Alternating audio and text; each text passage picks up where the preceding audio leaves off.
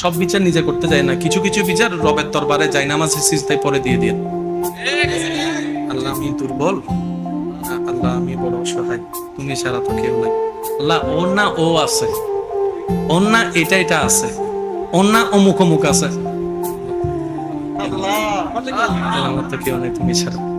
আল্লাহ আমি কোনো আপিলও করব না, কোনো অ্যাপ্লিকেশনও করব না, তুমি তো সব দেখছো। যদি আল্লাহ জুলুম হয় আমার উপর, আমি শুধু তোমার ন্যায় বিচারটা চাচ্ছি। আল্লাহ তোমার ন্যায় বিচার চাচ্ছি। আল্লাহ আমি তোমার ন্যায় বিচার চাচ্ছি। একবার বলে দেখেন, একবার আপিলটা করে দেখেন, তারপরে দেখেন কি বিচারটা আল্লাহ করে।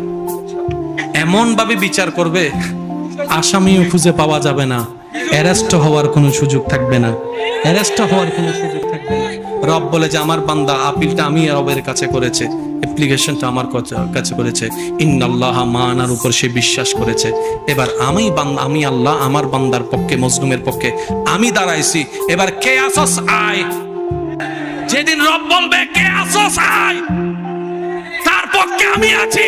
ইন্নাল্লাহ আলা কুল্লি শাইইন কাদির। ওই পরাজিতরাই হয়ে যাবে, বলেন সুবহানাল্লাহ।